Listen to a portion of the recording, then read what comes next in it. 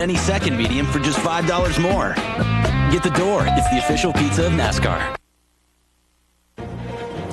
Tonight, same-sex marriage is now legal in the United States. One of them, at least. But for how long? And will other states recognize these marriages? The head of the U.S.-backed Iraq Governing Council is assassinated, and the U.S. military makes a surprising discovery.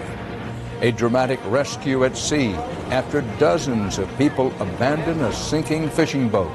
And we begin a special Eye on America series about creative retiring, making the most of your golden years.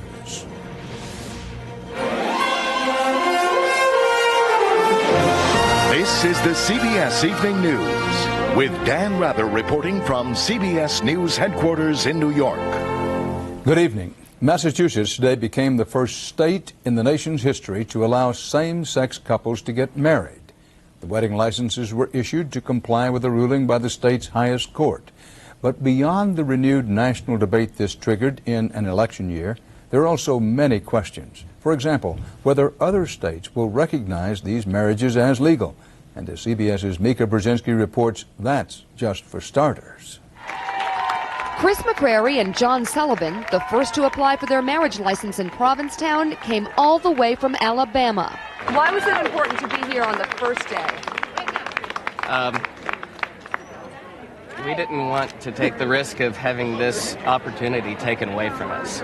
Hundreds of couples poured into town halls across the state to get their licenses the very moment it was legally possible.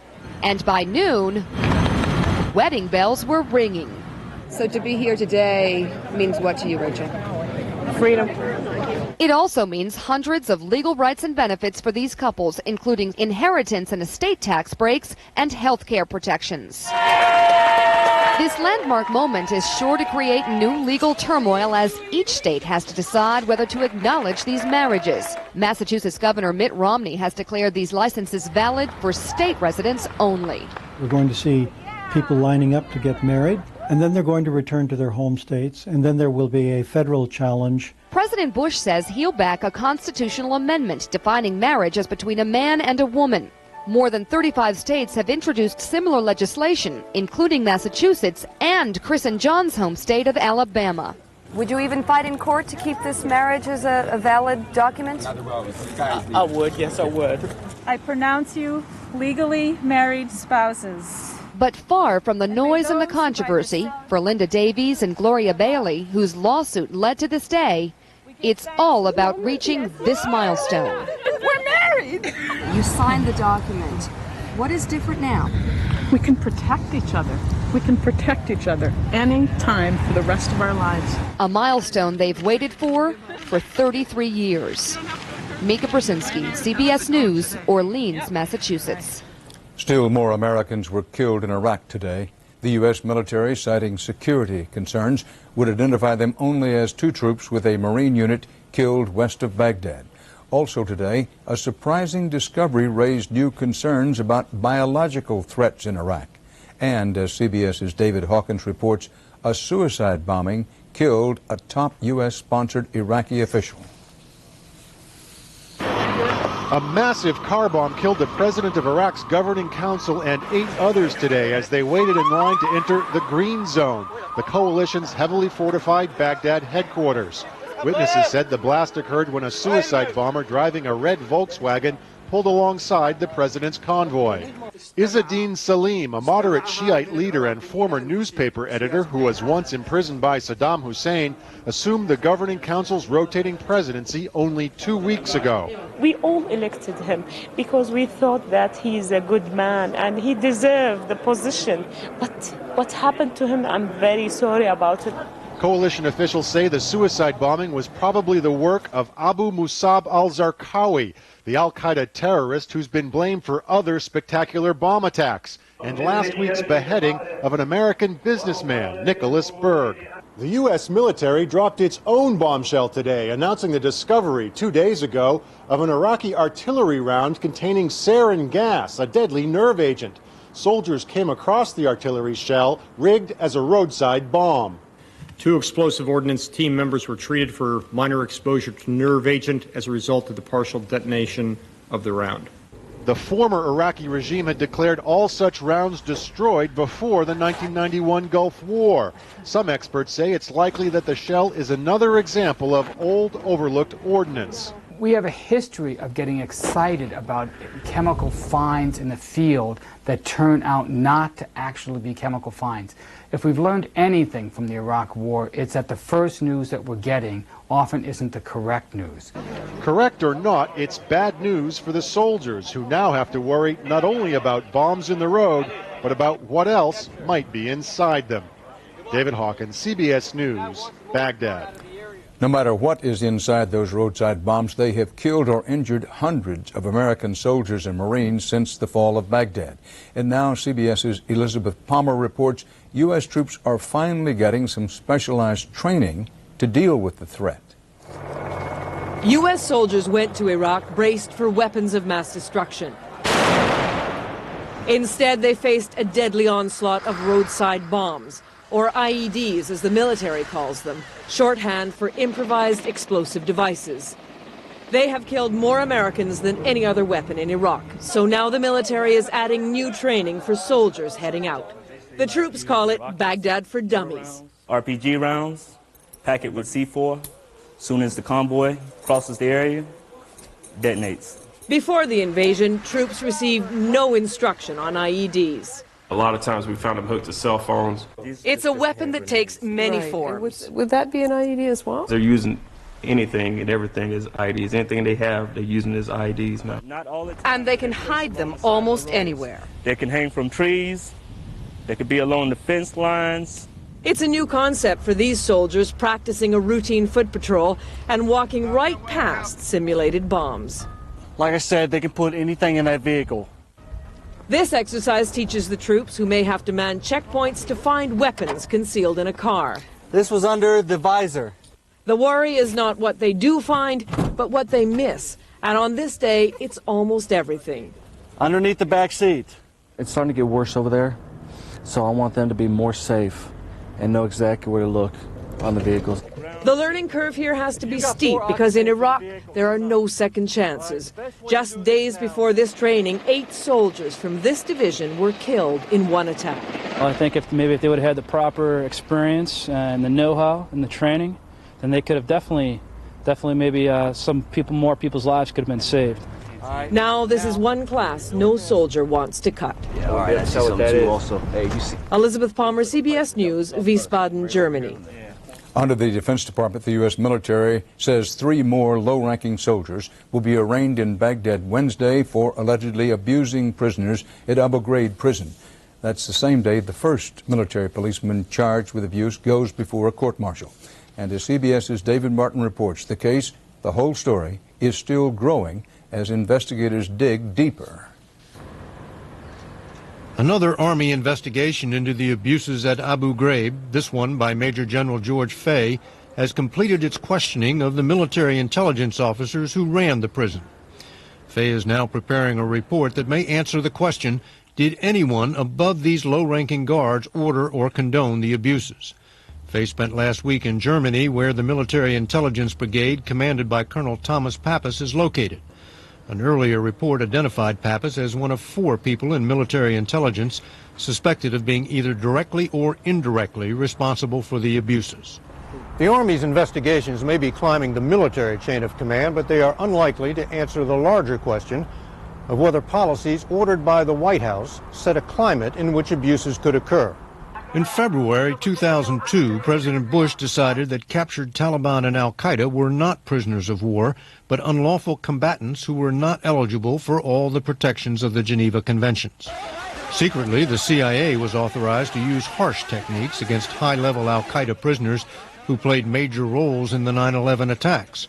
Lower-level al-Qaeda operatives were sent to Guantanamo Bay for open-ended incarceration and questioning, which could include techniques like stress positions or sleep deprivation. In September of 2003, with attacks against American troops in Iraq on the rise, the Pentagon sent the commander of Guantanamo, Major General Jeffrey Miller, to inspect Abu Ghraib prison, where he recommended that guards be used to set the conditions for the interrogation of prisoners. Miller denies there is any link, but it's a fact that the abuses began 1 month after his visit, and some of the guards are claiming they were following orders to soften up the prisoners.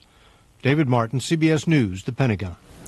World turmoil, especially in Iraq, is hitting you in the wallet. Gasoline is up another 8 cents in the past week, and the Energy Department says the nationwide average for self-serve regular is, for the first time, over $2 a gallon. 2 cents over. Just last week, the department predicted gasoline would top out at $2.03 next month. Oil is also at a record high, closing today at $41.55 a barrel. Want lower prices? Go to Wall Street, where the Dow fell 105 points. For some time, the U.S. Supreme Court has been limiting the rights of the disabled to sue for discrimination, but not today. Today, the justices ruled 5-4 that states may be sued for damages if they fail to provide the disabled access to courthouses. The case was brought by a paraplegic who crawled up 2 flights of steps in a Tennessee courthouse because there was no elevator. Coming up next on the CBS Evening News, an end to legalized school segregation. The Supreme Court ordered it 50 years ago today. So why are many schools now resegregating? We'll give you the inside story. And then later we kick off a CBS Eye on America series about retirement. Tonight, more and more couples struggling to find balance when he's retired and she's not. But first, please, these messages. CBS News honors fallen heroes. Michael McLaughlin joined the Army because he was disgusted by the 9/11 terror attacks. A shy, skinny kid, the drill sergeants rode him hard, but he was determined to succeed, and he did. McLaughlin loved music. He played guitar in a garage band and was learning the banjo. At his funeral, his guitar was placed by his casket.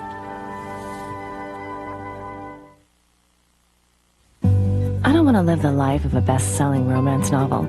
I just want to spend time with the one I love. For people living with moderate to severe rheumatoid arthritis, Humira is the latest treatment. I don't want to be a famous artist. I just want to lift a paintbrush with less pain. Humira relieves the pain and fatigue of rheumatoid arthritis in the majority of people while keeping it from getting worse. I don't want to win a prize for literature. I just want to teach my third graders how to read. Humira can lower your ability to fight infections, so tell your doctor right away if you get an infection, are prone to infections, or have ever had tuberculosis. Do not start Humira if you have an infection, such as an open sore or the flu. Other serious and sometimes fatal infections and tuberculosis have been reported in clinical trials. Rare cases of nervous system disorders and lymphoma have been reported. Common side effects are injection site pain and reactions, headache, and rash. Enjoy more normal living. Talk with your rheumatologist about Humira. We're here showing folks how a packet of Hidden Valley Ranch changes regular burgers into ranch burgers. It's got extra zing to it. And changes regular potatoes into ranch potatoes. I love mashed potatoes, and this makes mashed potatoes better. Hidden Valley Ranch. This changes everything. How did we get the natural fiber of Metamucil powder into convenient capsules? Let's just say it wasn't easy. All the benefits of Metamucil in capsules. Get regular, stay regular, the convenient way.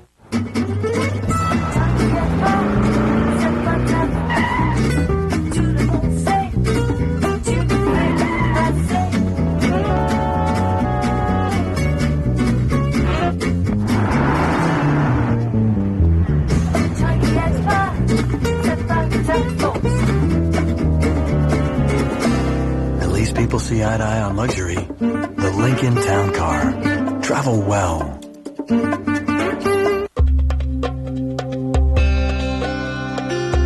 When choosing a Medicare-approved drug discount card, what's right for one person isn't always what's right for the next. So how do you know which one will save you the most? Call 1-800-MEDICARE. We'll compare cards for you based on your needs. You'll be able to choose the card that's right for you. Call 1-800-MEDICARE now to help you compare. 50 years ago today, the U.S. Supreme Court issued a landmark ruling, Brown versus Board of Education. That ruling declared racially segregated schools inherently unequal and thus unconstitutional. Ceremonies were held today in Topeka, Kansas, one of the major battlegrounds in that 1954 case. President Bush officially declared a historic monument site at what was a segregated school back then. President Bush's Democratic challenger, Senator John Kerry, at a separate event in Topeka, said the country has to do more to achieve true racial justice. Half a century after Brown, the legacy of the High Court ruling is reflected in what has changed in America and what has not. CBS's Cynthia Bowers has tonight's Inside Story. The neighborhood around Huff Elementary School in Elgin, Illinois is almost entirely Hispanic. But today, the classroom reflects a diversity that might be found in a larger population. That's changing. What percentage of your students would you say don't have English as a first language? We're at 62% now. Next year would be close to 86%, 87%. Because next year, Illinois' second largest district is ending a voluntary busing program that sent many Latino children to schools in other communities and brought white children in to schools like Huff. We redrew the boundaries so that they could attend schools that were closer to their homes and in their neighborhoods. Elgin's mayor worries this move will isolate the Latino community. What we're doing here in Elgin is turning back the clock in really a perverse way. We're taking schools that are integrated and are diverse and making them more segregated in the name of neighborhood schools. These days, residential segregation has replaced the racial segregation the Brown decision outlawed. In Chicago, 57% of Latino children go to predominantly Latino schools. Schools where, according to a recent report, per pupil spending is lower and fewer teachers are fully accredited. Nationally, 1 in 3 Latino children drops out before graduation. We have an underdeveloped country that's threatening our future right inside this country right now. And it's a clear and present danger. How do you do a square? Principal Luis Cabrera, himself an immigrant, doesn't fault parents who want their kids in schools closer to home. He sees district reshuffling as reflective of a self-segregating society. It just accelerated what I think inevitably was going to happen anyways, because we are changing. Changing in a way that may leave education in this country right back where it started. Cynthia Bowers, CBS News, Elgin, Illinois. Straight ahead now on the CBS Evening News, a life and death struggle for 28 people as a fishing boat suddenly starts to sink. Drama at sea, and it's all caught on tape. Stay tuned.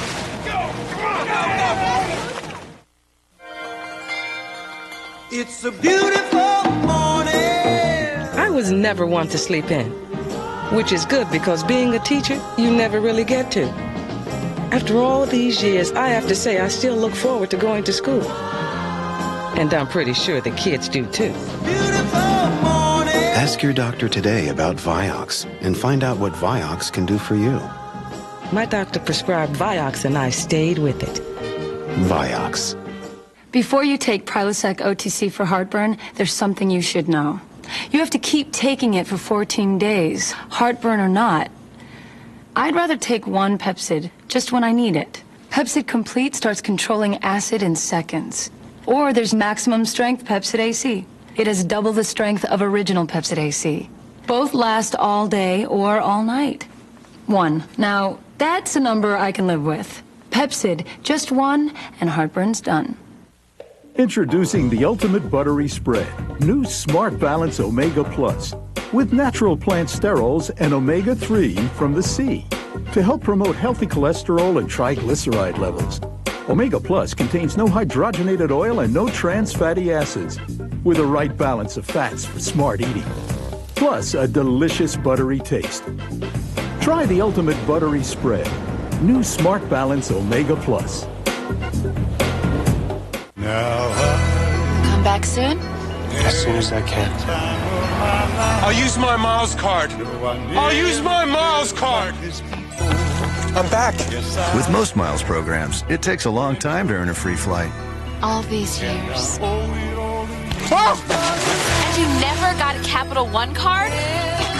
Introducing No Hassle Rewards from Capital One. Free flights start at 9,000 miles with no blackout dates. What's in your wallet? Donut. Tonight at 10, prescriptions. Are you paying too much? It's anywhere between $300 and $400 a month. Believe it or not, there's something you can do about it. I'm News Channel 5's Amy Marsalis. Tonight, I'll reveal a little-known trade secret that only a few cash in on. How much money can you save?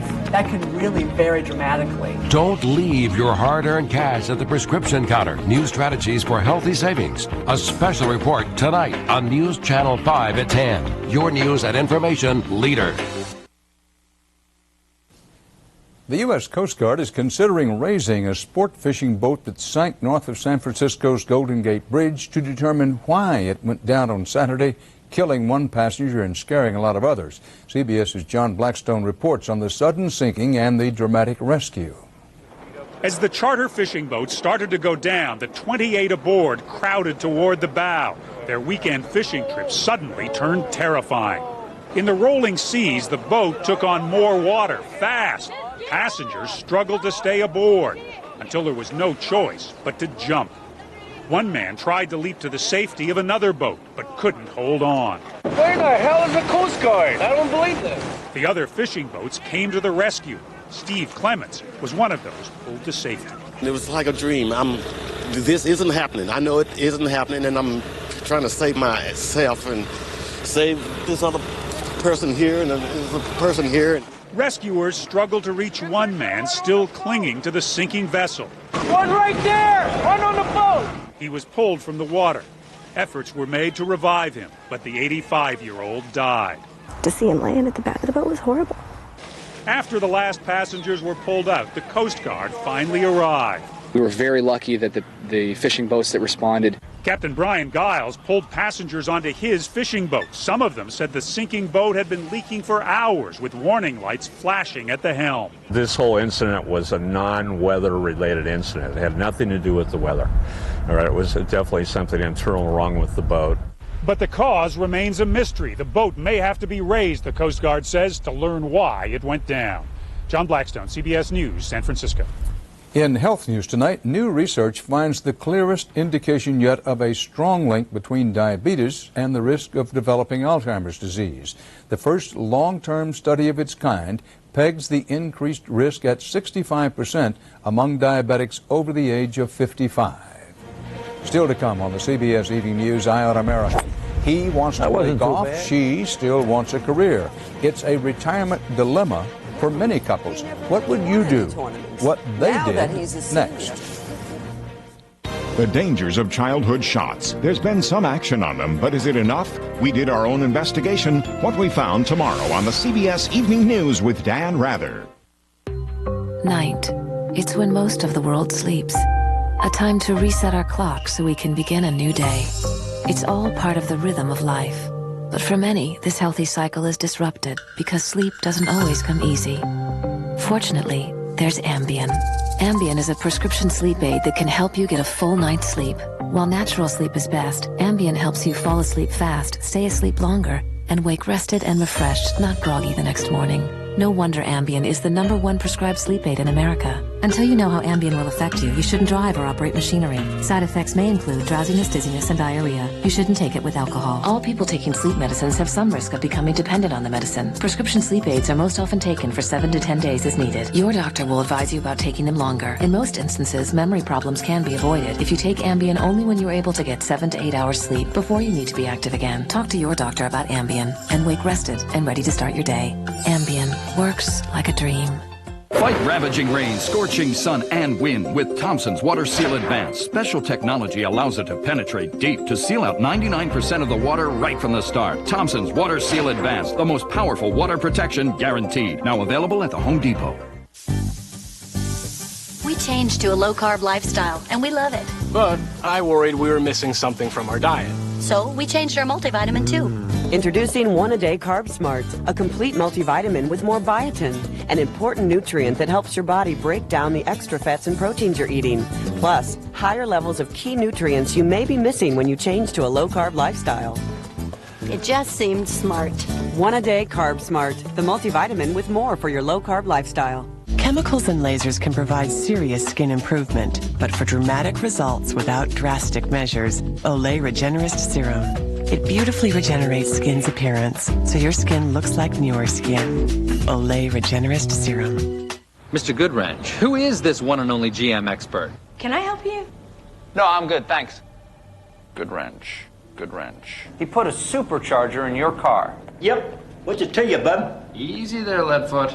New transmission, who's my guy? Mr. Goodwrench. Fresh fuel filter? Mr. Goodwrench. Mr. Goodwrench. Find Mr. Goodwrench at over 7,000 GM dealerships nationwide. My friends call me Buffalo. How come? Don't know. It was a dramatic capture of some suspected bank robbers, and it was all caught on tape. And a Supreme Court ruling that could cost local governments a lot of money. Details at 6. The leading edge of the baby boom generation is turning 58 this year, and many are looking ahead to retirement, some with anticipation, others with dread. Tonight, CBS begins an Eye on America series about making the most of that golden time. Mark Strassman looks at the promise and perils of modern retirement. That wasn't too bad. Bob Waskover never really planned his retirement. I look in the mirror and I don't look at myself as 75. I still think I'm 40. Then one day, 14 years ago, he stopped working and started playing, assuming his new partner in fun, I'll take the half and half, though, would be his wife. I thought it'd be like it was before I retired, when she just was a housewife. And whatever I wanted, she was there. But Barbara Waskover had other ideas. She took on not one, but 3 new careers. As a full-time volunteer, a speech maker, and a child advocate. I was resurrecting myself. I was no longer just a mother. I became a person. I found me. And Bob resented it, picking on her about everything, down to how she folded his socks. For the first time, their marriage was in trouble. You were frustrated? Very. Bored? Frustrated, bored, and who do I take it out on? Her. I said, you either get a job or I'm going to get a lawyer. Were you serious? Yes, I was. He's retired, she's working. It's so common among today's seniors, there's even a term for it now. Half retirement. More than 2 million American couples are now the first generation to go through it. There's no script to work from, so they have to improvise. His old winter jacket. The Everharts, Harry and Nancy, are making 3 major adjustments at once. Their recent move from Pennsylvania to Florida, his early retirement as a middle school teacher, and her new career as a college professor teaching library science. He was doing this. She's only 49 and could work for another 25 years. I feel like I'm really just getting started in what I really have wanted to do my whole life. Harry says, so far so good, but their adjustments are just beginning. Nancy makes a lot more money than I do. She has a little more voting rights than I do. In the end, the Waskovers worked it out. I'm calling about your health insurance. Bob got a part-time job selling insurance and lightened up. And they both discovered something. We're much more interesting to each other. Is he picking on you still? Not as much. Not really. Not as much. It took years, but as I say, it's going to be a happy ending. And that's everyone's retirement dream. More and more, it's also a work in progress. In West Palm Beach, Florida, I'm Mark Strassman for Eye on America. Tomorrow night, we'll introduce you to the real-life Golden Girls, living together, pooling their resources for a better retirement that either could afford alone. And that's part of our world tonight. We thank you for joining us and invite you back tomorrow for the CBS Evening News. Dan Rather reporting. Good night. For news 24 hours a day, click on CBSNews.com. Brought to you in part by Walmart, where you can find everything you and your family need at everyday low prices. Walmart, always low prices, always.